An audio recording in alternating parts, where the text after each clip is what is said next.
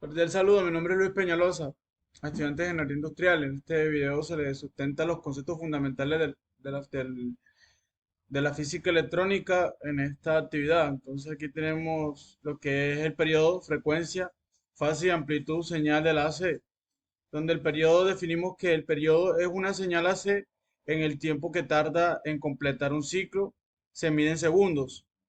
El símbolo es T. La frecuencia es inversamente proporcional al periodo. Ejemplo, si una onda tiene un periodo de 0.0 segundos, significa que tarda 0.0 segundos en volver a su posición inicial. En la frecuencia de una señal AC es el número de ciclos completos que ocurren en un segundo. Y en este caso el símbolo es F. La frecuencia es igual 1 dividido entre el periodo. Ejemplo, si una señal tiene una frecuencia de 50 Hz, completa 50 ciclos en un segundo. Y aquí tenemos una pequeña gráfica de ejemplo. La fase de la definición. La fase es una señal AC que indica la estación de la señal en un momento específico eh, en la relación con punto de referencia. Se mide en grados o en radianes. Y el símbolo vendría siendo este pequeño círculo, fill, fill se llama, se leería. Si dos señales están ejemplo, si dos señales están en una fase, su cren y sus troughs, eh, picos y valles coinciden. Aquí tenemos una pequeña ejemplo. Amplitud. La amplitud es una señal AC, es la magnitud máxima de, de la señal del valor promedio. El símbolo es A. La amplitud determina la altura de la onda. Ejemplo, si la amplitud de una onda es de 10 voltios, la diferencia entre el pico más alto y el valle más bajo es de 10 voltios, perdón. Aquí tenemos la gráfica. Bueno, entonces seguimos con valor medio eficaz de RMS. El valor de una señal es la media aritmética de todos los valores a lo largo de un periodo completo. Y aquí tenemos la fórmula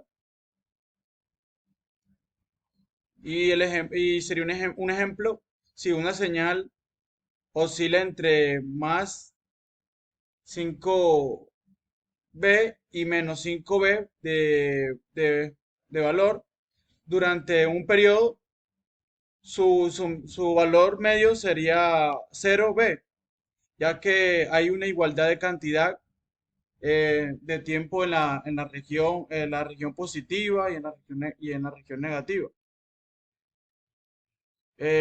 Valor eficaz. Entonces, el valor eficaz es la raíz de la medida del cuadrado, los valores instantáneos de la señal. Aquí tendríamos la fórmula, esta fórmula que está aquí. El ejemplo, si tienes una señal sinusoidal con una amplitud de 10B, su valor será aproximadamente 7.07. Esto es útil porque el valor proporciona una medida efectiva del contenido del potencial de la señal. Zona Zener, bueno, aquí tenemos la zona Zener. La zona Zener de la zona Zener es la región en la cual el diodo se opera intencionalmente en la polarización inversa para aprovechar su comportamiento de ruptura Zener en región.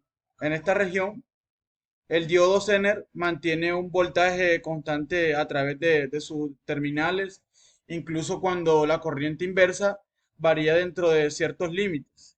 Ejemplo, supongamos que si tienes un diodo Zener con una intención de ruptura Zener de 6V.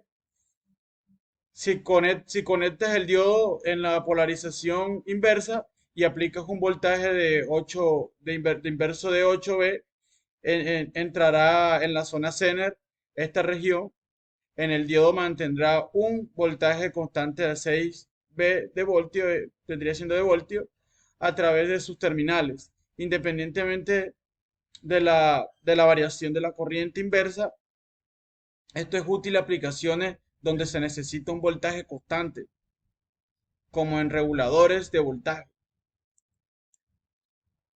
Y aquí tenemos la gráfica.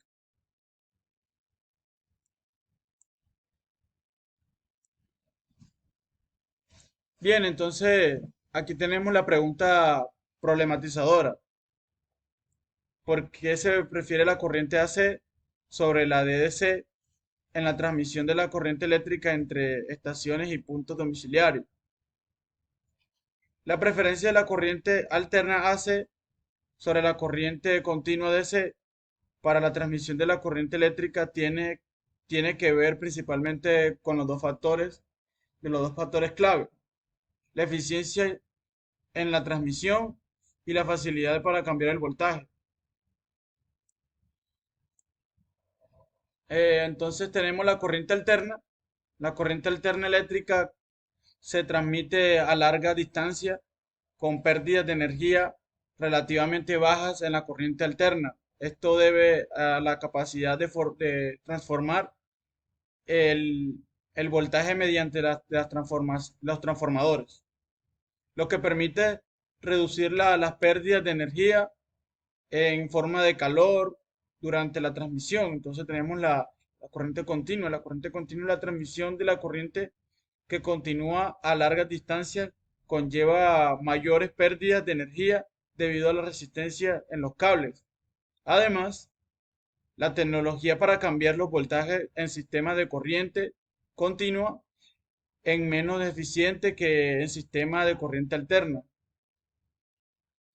Entonces tenemos facilidad para cambiar los voltajes.